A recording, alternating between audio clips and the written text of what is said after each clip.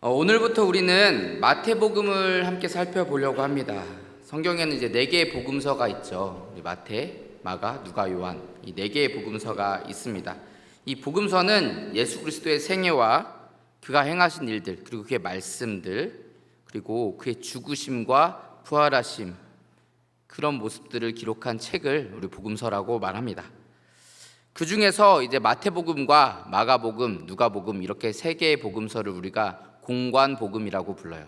공관복음이라는 것은 같은 관점에서 바라봤다라는 것입니다. 이 3개의 복음서가 예수 그리스도께서 이 땅에 오셔서 어떤 일을 행하셨는지, 그리고 하나님 나라는 무엇인지, 이런 것들을 좀 중요하게 기록한 책들입니다. 그리고 이제 요한복음은 예수 그리스도께서 하나님의 아들이시다, 그를 믿어야 우리가 구원을 받는다, 이런 것들을 조금 더 중점적으로 기록한 책입니다.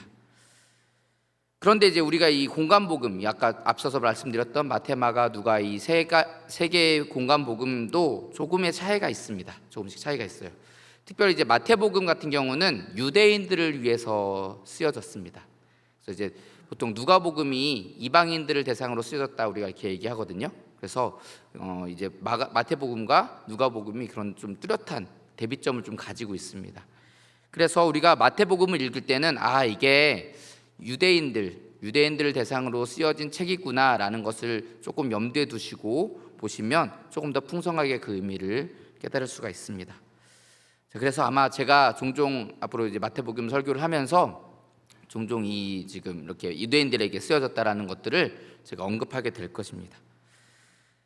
자, 아무튼 우리는 오늘부터 마태복음을 좀 살펴볼 텐데, 이 마태복음의 시작, 오늘은 1장을 좀 살펴보려고 합니다. 우리가 읽은 것은 이제 18절부터 이제 후반부를 좀 읽었지만 오늘 1장 전체를 좀 같이 보려고 합니다.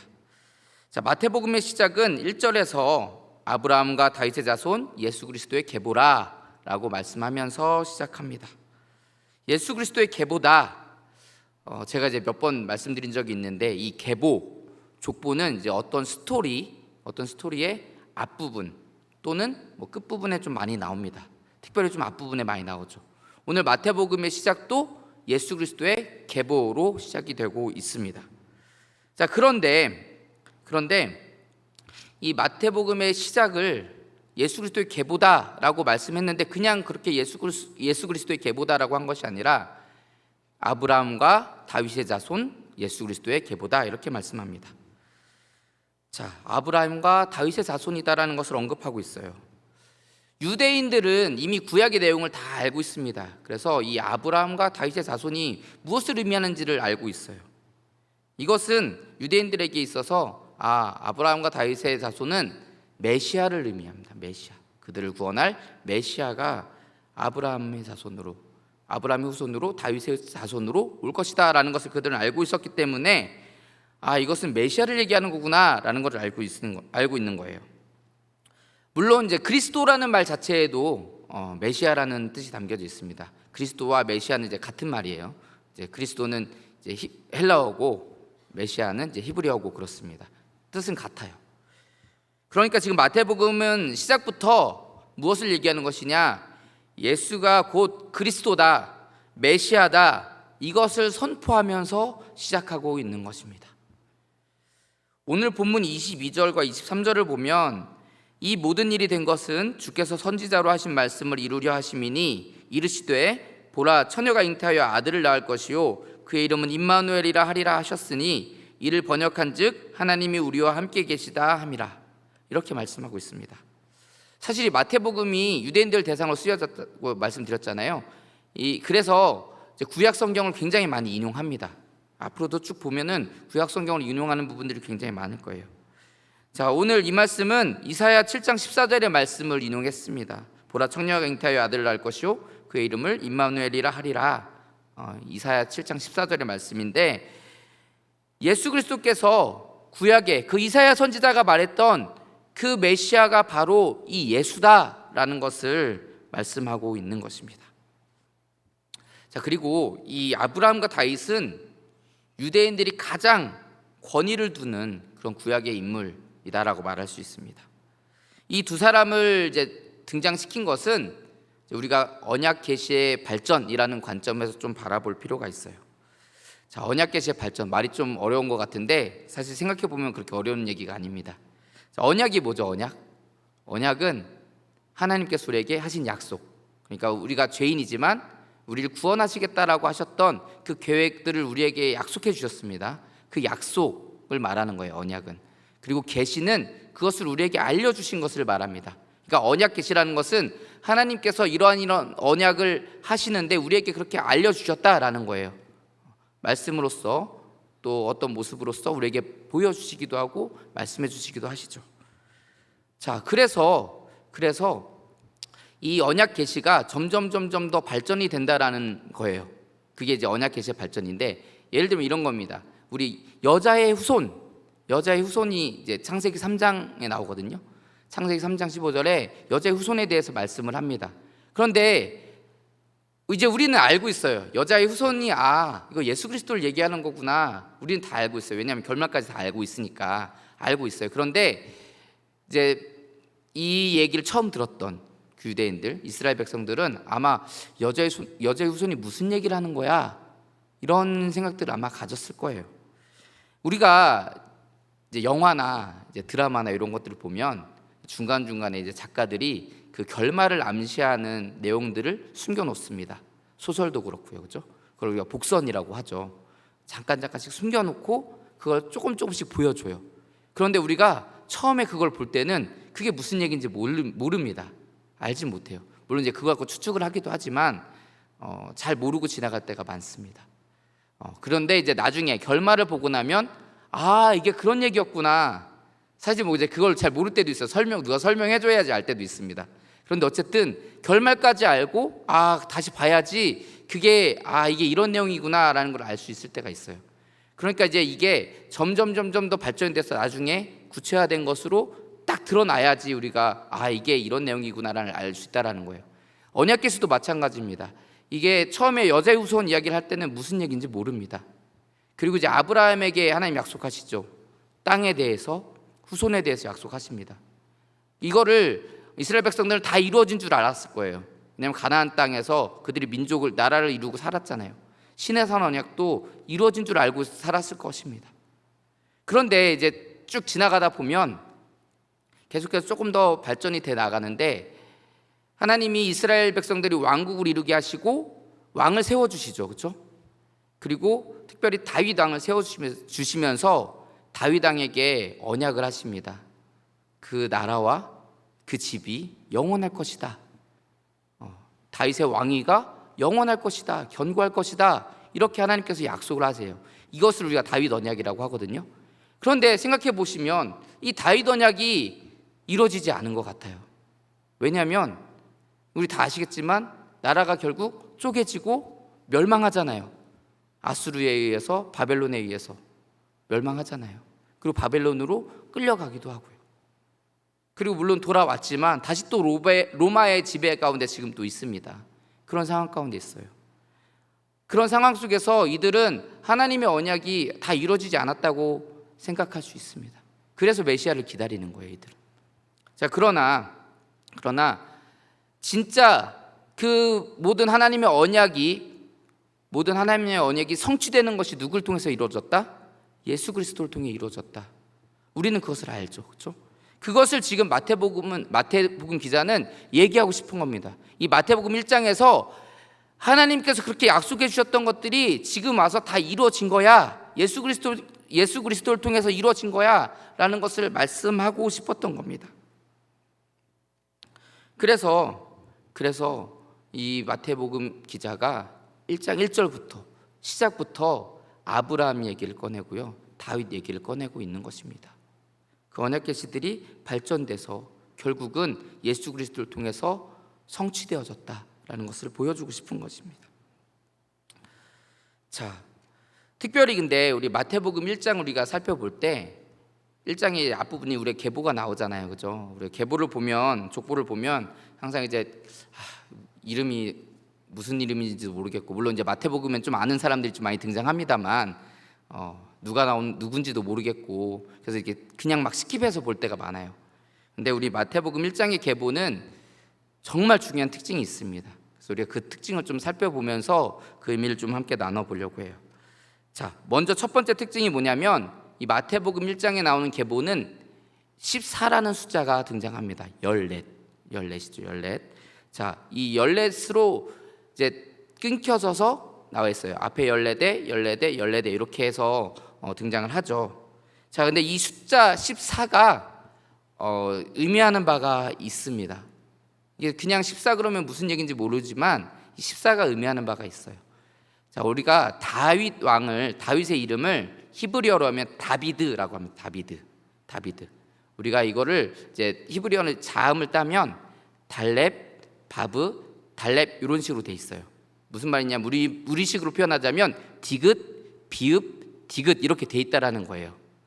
그런데 이 자음이 달렙이라는 자음이 네 번째 글자입니다. 네 번째 글자. 그러니까 우리로 말하면 리을의 위치에 있는 거예요. 네 번째 위치에 있고 바브는 여섯 번째 위치에 있습니다. 그래서 달렛, 바브, 달렛 이렇게 돼 있는데 그러면 4, 6, 4 이렇게 되는 거예요. 4, 6, 4 다 더하면 몇일까요? 14. 네, 다 더하면 14입니다. 그래서 이 14라는 숫자는 누구를 의미하냐면 다윗 왕을 상징하는 겁니다. 다윗 왕을. 그러니까 마태복음 1장에 나오는 이 계보가 14대씩 끊어져 있는 것은 이 다윗 왕을 상징하고자 하는 거예요. 예수 그리스도께서 다윗 왕의 계보를 타고 오셨다. 왕으로 오셨다라는 것을 말씀하고 있는 것입니다. 자, 그리고 두 번째로 우리 계보를 14대로 나눌 때 그 기준이 있었죠. 그 기준이 있습니다. 그 기준에 이제 이스라엘의 역사가 담겨 있어요. 아브라함부터 이제 시작이 되면 아브라함을 통해서 하나님이 그 이스라엘 민족을 이루게 하시고, 그렇죠? 그래서 가나안 땅에 살게 하시고, 그 다음에 왕국을 이루게 하시고, 그리고 그 멸망에서 또 바벨론으로 끌려간 모습까지 그 이스라엘 백성들의 역사들이 담겨 있습니다. 그런데 한 가지가 빠져 있어요. 무슨 말이냐면 이스라엘 백성들이 유다가 멸망해서 바벨론에게 끌려갔습니다. 수많은 사람들이 끌려갔어요. 그런데 그들이 그냥 거기 계속 있었느냐? 70년이 지난 후에 다시 돌아왔죠. 그래서 예루살렘이 회복됐잖아요. 그렇죠? 그런데 지금 그 얘기가 없어요. 마태복음에는 그 얘기가 없습니다. 끌려간 것까지가 끝이에요. 무슨 말이냐면 이스라엘 백성들이 돌아왔을 때 그것이 진정한 회복이 아니다라는 거예요. 이스라엘 백성들이 70년 후에 돌아온 것이 진정한 회복이 아니라 무엇이 진정한 회복이다? 예수 그리스도께서 태어나시고 죽으시고 부활하신 것, 그것이 진정한 회복이다라는 것을 말씀하고 있는 것입니다. 자, 그래서 이 두 가지를 살펴봤는데 이 두 가지를 통해서 우리가 알 수 있는 것이 무엇이냐면 예수 그리스도께서 왕으로 오셨다. 그리고 예수 그리스도께서 진정한 우리의 회복자로 오셨다라는 것을 알 수 있습니다.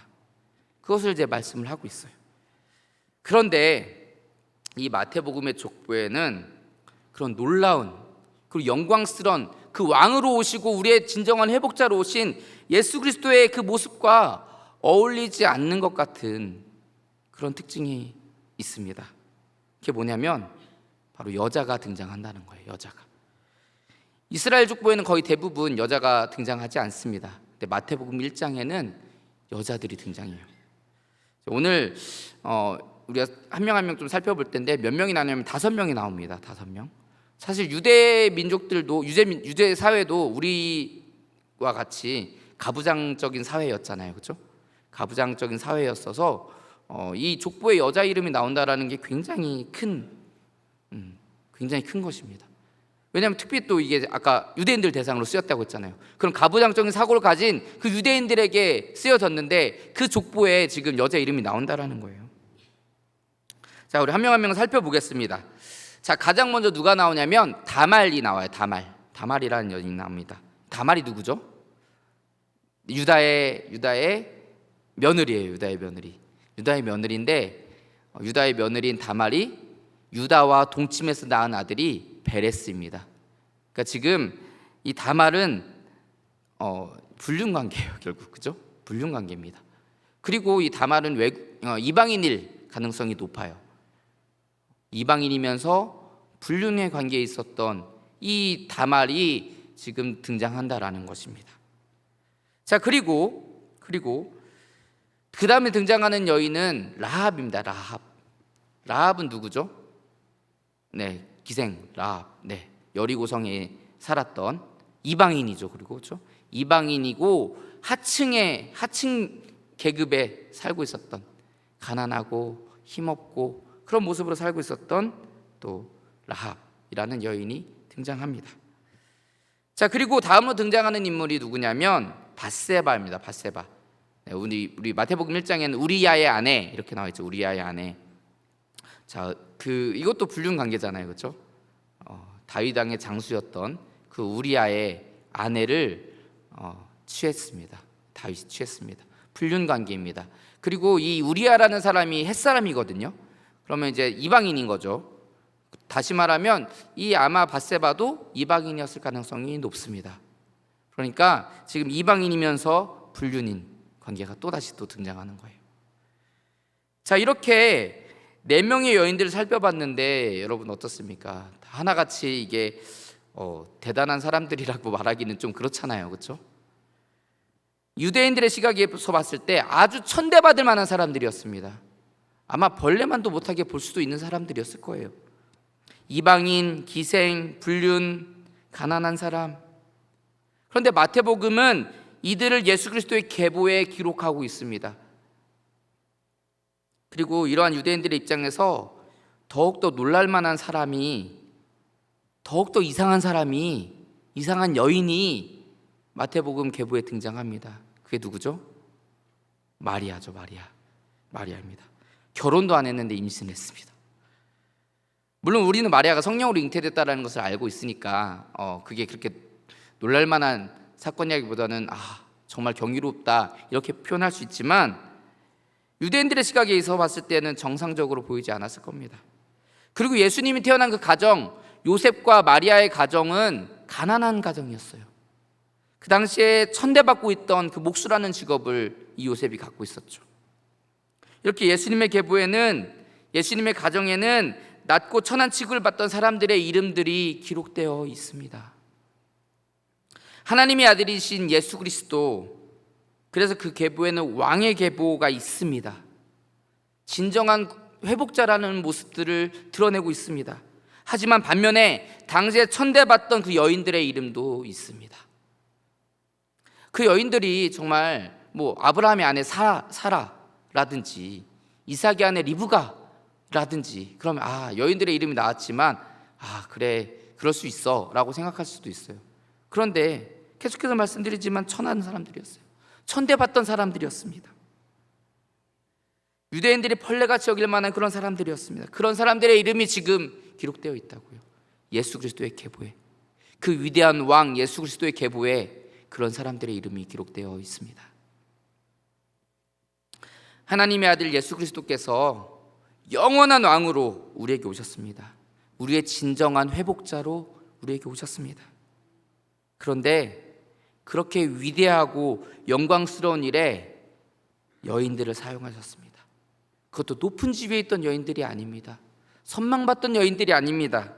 뭔가 내세울 만한 것들이 있는 여인들이 아니라 낮고 천한 취급을 받는 가난한 여인들, 이방 여인들을 사용하셨습니다. 예수 그리스도께서는 너무나도 초라한 모습으로 이 땅에 오셨어요. 이사야 53장에서 표현한 것처럼 연한 순 같고 마른 땅에서 나온 뿌리 같아서 고운 모양도 없고 풍채도 없는, 우리가 보기에 흠모할 만한 아름다운 것이 없는 그런 모습으로 이 땅에 오셨습니다. 영광스러운 모습, 누가 봐도 하나님의 아들이시구나, 하나님의 아들이셔서 저렇게 오셨구나, 이렇게 오시지 않고, 그런 모습으로 오지 않고 약하고 약한 어린 아기의 모습으로 이 땅에 오셨어요. 이 피조물의 옷을 입고. 임마누엘, 하나님이 우리와 함께 하신다라는 뜻이죠. 하나님이 우리와 함께 하신다라는 뜻인데, 그 임마누엘이 단순히 우리 곁에 계셔서 우리를 지켜주시고 우리를 도와주시고 그냥 우리와 여기 옆에 같이 함께 하신다, 이 정도의 개념이 아닌 겁니다. 아예 피조물의 옷을 입고 피조물의 모양으로 이 땅에 오셨다라는 거예요. 그렇게 우리와 함께 해주셨다라는 겁니다. 여러분, 우리가 개나 돼지로 변한다고 생각해 보세요. 어떠세요? 끔찍하죠? 그렇죠? 막 파리 같은 벌레로 변한다고 생각해 보세요. 끔찍합니다. 그런데 그래봤자 그거는 피조물에서 피조물로 변한 거예요. 예수님은, 하나님은 우리를 위해서 조물주이신 그 하나님이 피조물의 옷을 입고 이 땅에 오셨다고요. 우리가 그렇게 개돼지로 변하는 것, 파리로 변하는 것과는 비교도 안 되는, 그런 말도 안 되는 일입니다. 근데 그 일을 하나님이 행하셨어요. 예수 그리스도는 이 땅에 오셔서 궁궐에 거하지 않으셨습니다. 이 땅에 오셔서 높은 사람들, 잘 나가는 사람들, 돈 있는 사람들, 힘 있는 사람들, 당시에 그 유대 사회에서 선망받는 그 바리새인들, 서기관들, 사두개인들, 그런 사람들과 함께 하지 않았습니다. 예수님 누구와 함께 하셨죠? 병자들과 함께 했어요. 죄인들과 함께 했어요. 세리들과 함께 하셨습니다. 높고 높은, 그래서 감히 쳐다볼 수도 없는 그 예수님께서, 그 예수 그리스도께서 이 낮고 낮은 모습으로 이 땅에 오셔서 병든 자, 약한 자들을 사랑해 주시고 그들과 함께 해 주셨습니다. 하나님은 우리에게도 이러한 모습들을 원하십니다. 이러한 모습들을 하나님 우리에게 원하셔요. 잘난 사람들, 돈 있는 사람들, 힘 있는 사람들, 우리를 세상 가운데 높여줄 수 있는 사람들, 그 사람들과 함께하는 것이 아니라 힘없고 약한 자들, 사람들에게 손가락 받는 사람들, 죄인들이라 불리는 사람들, 삶의 무게에 지쳐 쓰러져 있는 사람들, 그 사람들과 함께해 주기를 원하십니다. 그들을 향해서 우리의 눈이 향하기를 원하시고 그들의 눈의 눈물을 우리가 닦아주기 원하십니다. 예수 그리스도의 마음을 품고 그 일을 행하기를 원하세요. 사랑하는 성도 여러분, 우리가 그런 사람들이 되었으면 좋겠습니다. 예수 그리스도를 닮아서 힘없고 연약한 자들을 돌보아주고 병든 자들을 위로해주고 많은 사람들이 죄인이라고 손가락질하는 그 사람들을 품어서 예수 그리스도의 사랑을 전하는 그런 사람들이 되었으면 좋겠습니다. 우리 교회가 그런 교회 됐으면 좋겠습니다. 우리 모두가 그렇게 세상이 어두운 빛이 없는 그곳에 예수 그리스도의 사랑을 비추는, 그렇게 세상의 빛과 소금을 감당하는 저 여러분들이 다 되시기를 주의 이름으로 축복합니다. 기도하겠습니다.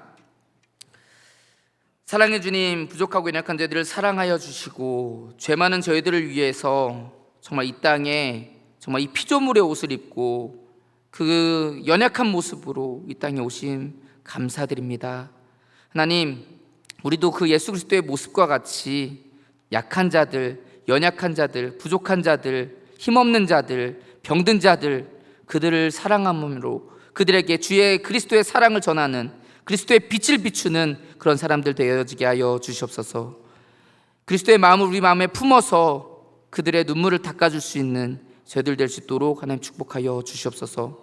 교만치 않게 하시고 겸손한 주님의 모습 닮아서 날마다 겸손함으로 하나님께 나아가는 그런 우리가 되게 하여 주시옵소서. 날마다 함께 하실 줄 믿사오며 거룩하신 예수님 이름으로 기도합니다. 아멘.